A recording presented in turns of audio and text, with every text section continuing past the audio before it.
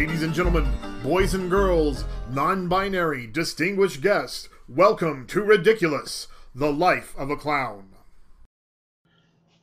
Hello, and welcome to another episode of Ridiculous Life of a Clown. In this very, very special episode, we have assorted select members of the improv variety show Cirque Oui-Et. And they're going to talk to me today about their role in Cirque Oui-Et and improv and clown and where they overlap and why they do what they do. So let's start with everyone. Tell me who you are and what you do. Let's start with Nina. Hey, my name's Nina Sunston. I'm an improviser and an actor and other things. Nice. Nick?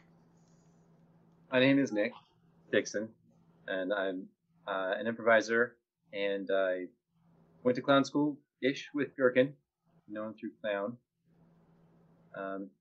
And I'm, happy to be here. Thank you. Bab. Hi, I'm Bab Freiburg. I love to call myself an improviser. I can't even say it. But anyway, I'm mostly a worker bee for nonprofit organizations. Nice. And Asa. Asa Sharma. School teacher. By night improviser. My name is Asa. Yeah, I do improv. I'm also a teacher. Cool beans. So let's start with improv because it's the one thing that everyone seems to have in common in our improv variety show. Actually, let's start with the show, Cirque Oui-Et. Why don't you guys tell me basically what is Cirque Oui-Et? Oh, it's great. It's Cirque Oui-Et. And so jump in and correct me when I go off the rails. Cirque Oui-Et is an improvised one-act play that takes place at the same location. That location is always a variety theater. The improvisers play the people who work at that theater, typically, and interspersed are real variety acts. Like jugglers or clowns or... Burlesque, maybe a sword swallower someday. A singer. Yeah. You've got some drag coming up. You've got a unicyclist and a juggler this next month, this weekend, in fact. And Cirque Oui-Et happens one Sunday a month throughout all of 2022, right? Yeah. Cool beans. So back to what brought us all together. Why improv? Why do you do it? What drew you to improv in the first place?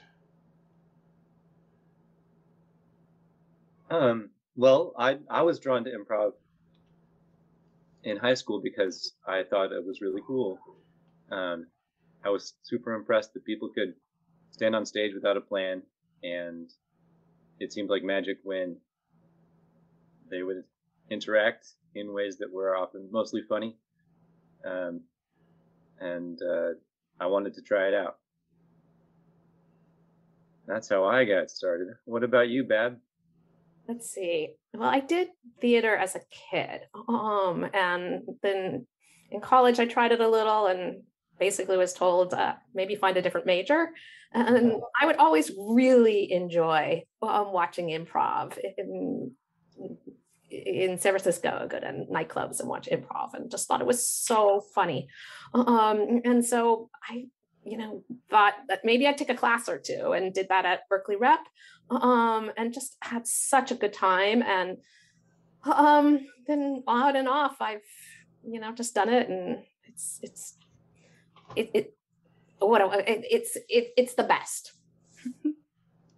And you, Nina? I took a class in high school, but I don't remember why or anything, but I did have fun. But more recently, I took a class because I basically decided I was going to really pursue acting seriously, and improv I knew was like a nice skill to have, and I knew I would have fun. And but what I wasn't like planning to do was get involved with it like on a weekly basis and perform. I was really just trying to take a class to like get back into acting. And now I can't stop doing improv. And Asa, what about you? I can't. The first time I ever set foot on a stage, I was in 6th grade. I was cast in a play about Pandora's box, and I was Pandora, and opening her box seductively. God, that sounds so weird when I say it out loud, actually.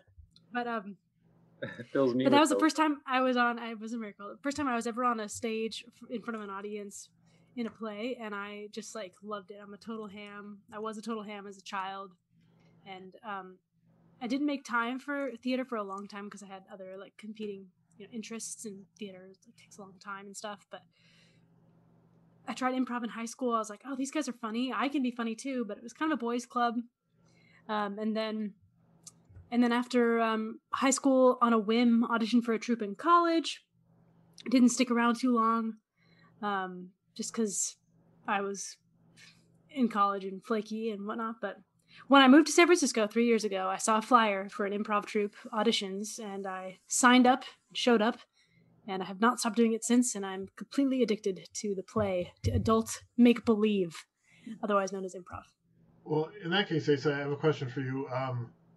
What? Yes. What's your question, Gherkin? Gherkin pickle water. What is the purpose of improv? What does it? What do you accomplish by doing it? What is brought to the world through this act? That's a great question, man. I mean, there's a combination of a couple things for me. I mean, and different people take improv in different directions. You can go the comedy route, which is what people most think of when they think of improv, I think. And perhaps the point of comedy is to make people laugh, to make social commentary. Improv can also go the play route, the playfulness. And the point is to imagine and create and play make-believe, to exercise those parts of our brains and humanity that we kind of don't do anymore as adults.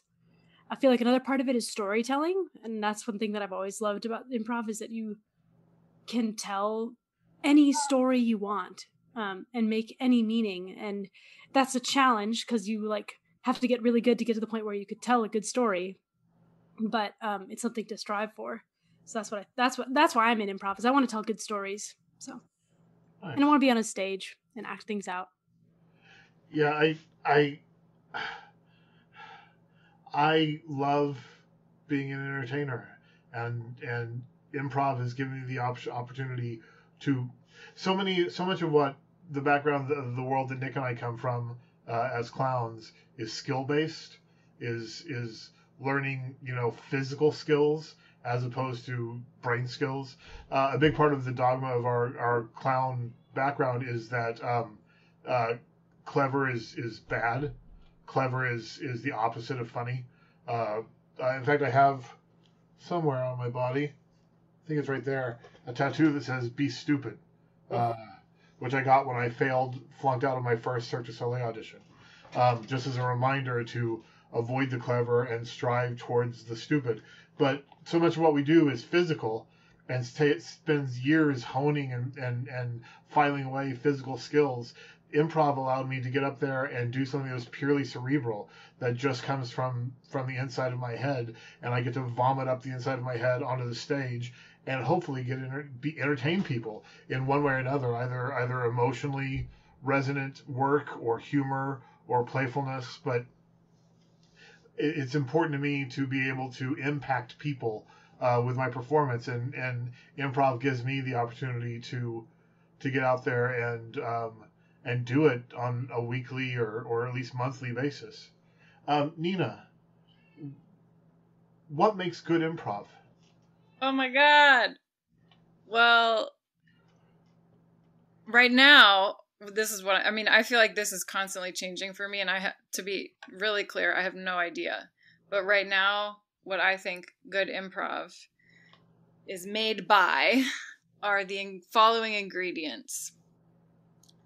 Being present with your scene partner, and because that's the thing, I always feel like as an improviser, a lot of times I'm constantly like thinking about myself, it's like, oh, I didn't do that right, or I didn't do this other thing right, or oh, that was cool what I did.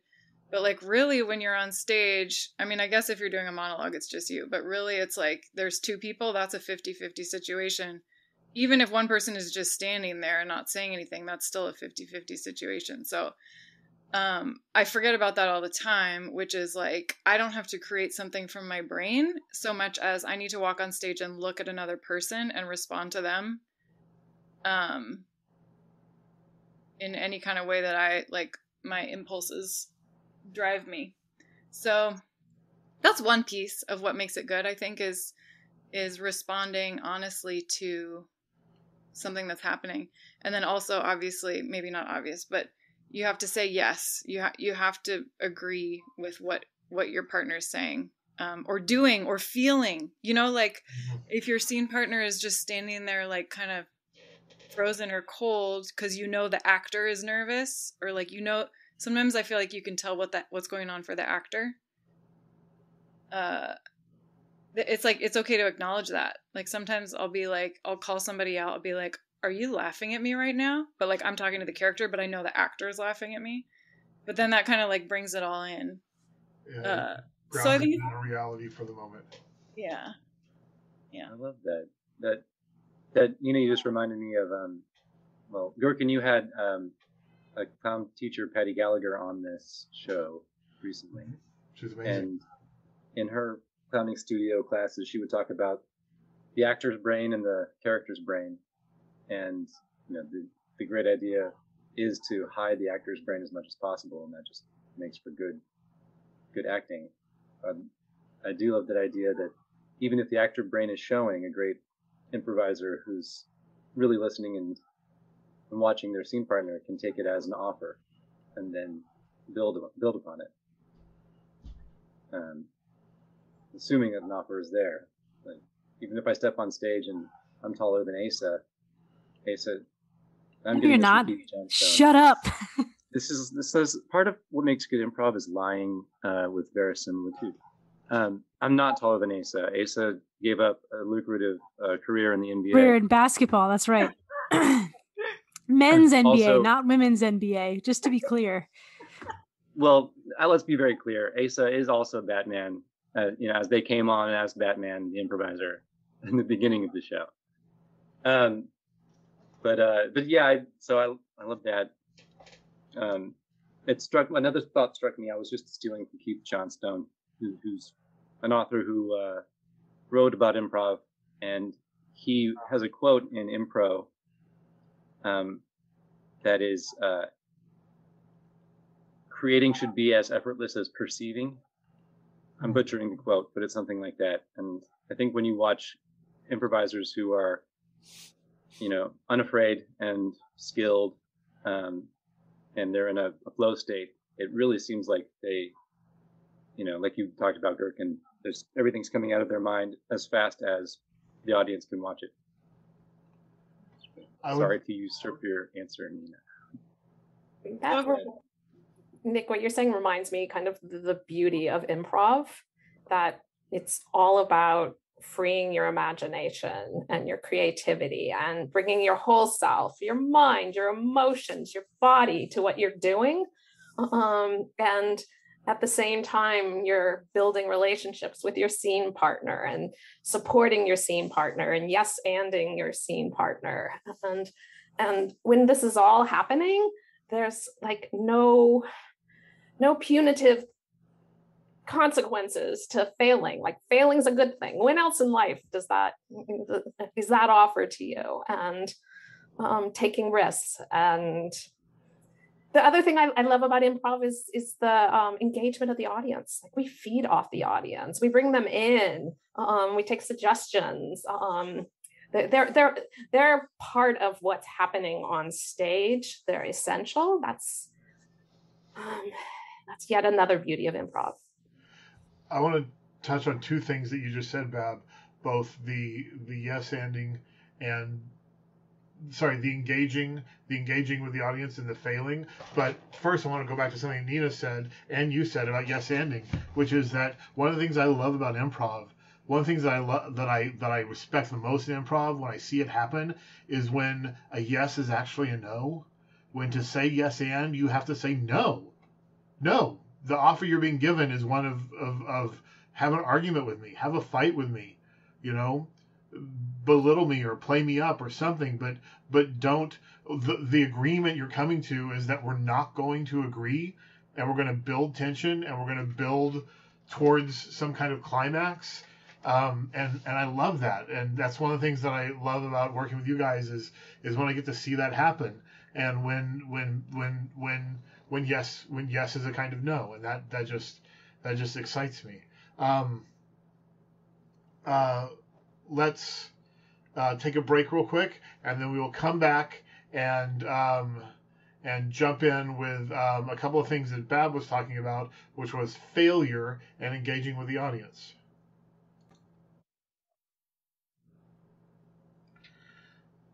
Welcome back. So Nick, I want to jump into a couple of points that Bab brought up, which was engaging with the audience and failing, which to me are two of the core principles of clown. Clown is inherently a conversation with an audience, as opposed to other types of acting, which is one directional. Usually, clown has to be going in both directions. It has to be a give and take constantly to be really effective. I think, at least that's the way I've been brought to believe. And failure is a huge part of what we celebrate. I mean, that's why the woo is called the clown bow. You know, because that's what we do when we fail. We step up and we scream and we throw our arms in the air and we celebrate each failure as a way of training yourself into not fearing failure and embracing the idea of taking risks. So what I wanted to ask you, Nick, is what are the places where in the Venn diagram do clown and improv overlap? Great. I've sorry about that. Woo! There you go. Something. Yeah. Dropped the scissors. They were closed. Yeah. Where do improv and clown overlap? I'll choose the word vulnerability. And I'm stealing this, like so many things, from Patty Gallagher. She writes in her essay on clown, called The Poetics of Wonder, that the source of the clown's power is in their ability to make themselves vulnerable. And that's especially that's only really possible because the audience is there for them, not actually in the room. And they see the audience and they put themselves on display for them. The vulnerability exists in improv as well, because what makes improv so magical is that it's people overcoming what may be the biggest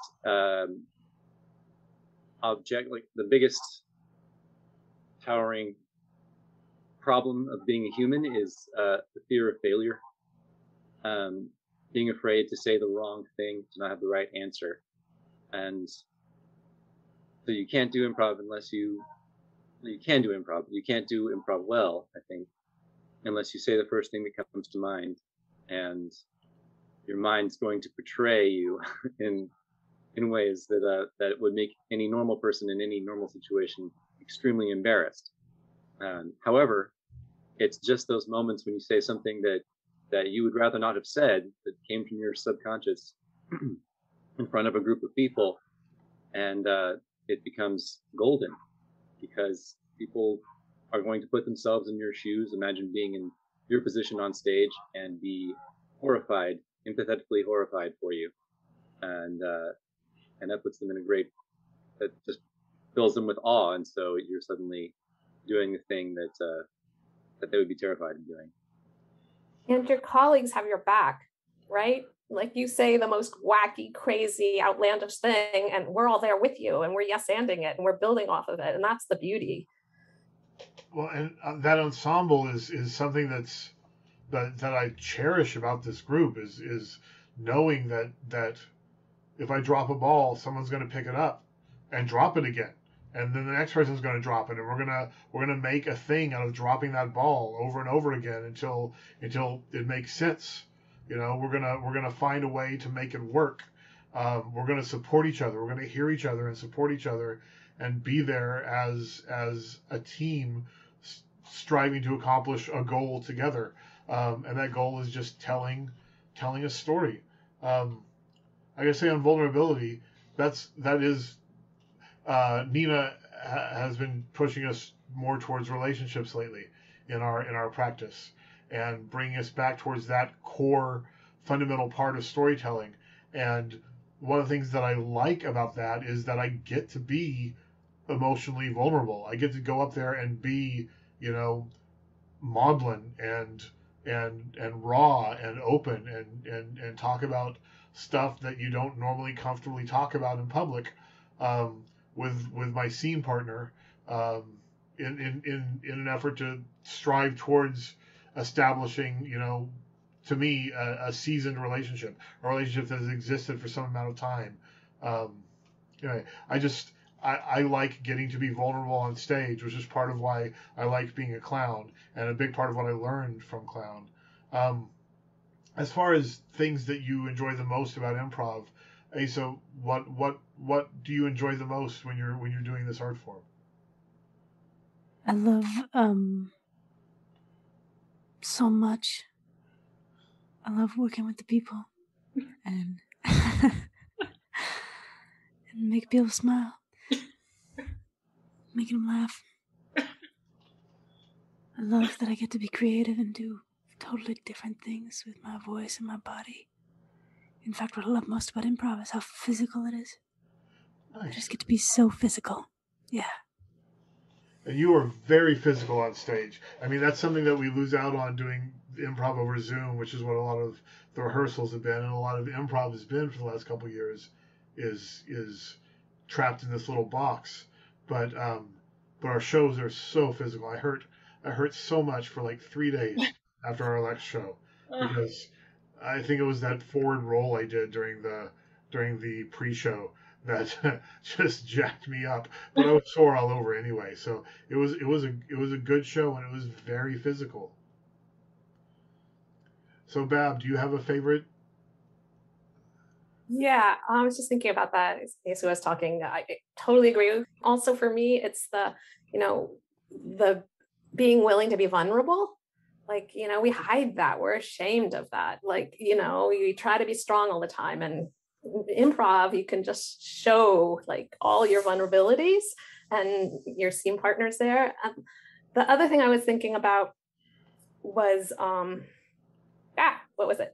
I know. It was emotions, which kind of aligned with vulnerability. Is this, we have a spectrum of emotions, and have these characters inside of us that we quash. But in improv, you can be the wackiest, the craziest, the angriest, the most in love, like all that you bring out. And it's just such a delight to have that release. So I think we are close to wrapping up, but before we go, why should people come see your show? This is Oh. not Brute. Well, the thing about it is, what I was going to say, what Nina was going to say. But wait. One word answer, real quick. Sunday. Yep, that was a one-word answer. No. One word at a time. Sunday. 1 word at a time. Will. Be. Remember. It's gonna be great. It's too much fun, and it's people making fools of themselves, as you can hear right now here. And we just have so much fun. That's the main part about it. It's Come going to see be a us. blast. Join So, the go ahead, Nick. I was just going to say, I was going to piggyback on what Nina said, that it's going to be at least as good as that one-word story we just did. But as Asa, I mean, they crawled into my speaker, and that's just the bare minimum of physical talents that Asa is capable of. Yeah. So come on Sunday and just see what this 7'9", mental giant can do. Yeah. All right. So with that said, thank you all for coming to the show with me here on the Ridiculous. You can find out more about Cirque Oui-Et at picklewater.com. I'm not sure what the actual is. It's on the front page. You can find it easily at picklewater.com. And you can come see the show on select Sundays throughout the end of 2022 at Stageworks Theater in San Francisco, California. The next one, Maze will go up the same day this podcast goes up. So if you're really lucky, you can rush to the theater and see the show. Otherwise, June 12th will be the next one coming up with special guest Anime Cox. It took me forever to figure out the pun on her name. I just didn't get it at first. Okay, that said, while everyone is making perplexed looks with their faces, we're going to let it go for now. But thank you all for joining me today on Ridiculous Life of a Clown, and we'll see you again in about a month. Bye-bye. Thank you, Gherkin. Thanks, Gherkin. Thank you for joining us today on Ridiculous Life of a Clown. If you enjoyed this program and you'd like to get more of it, please consider sponsoring us on Patreon at patreon.com/picklewater. For as little as $1 a month, you can help make sure that this podcast keeps coming to your ears on a regular basis. Theme music by Kevin MacLeod.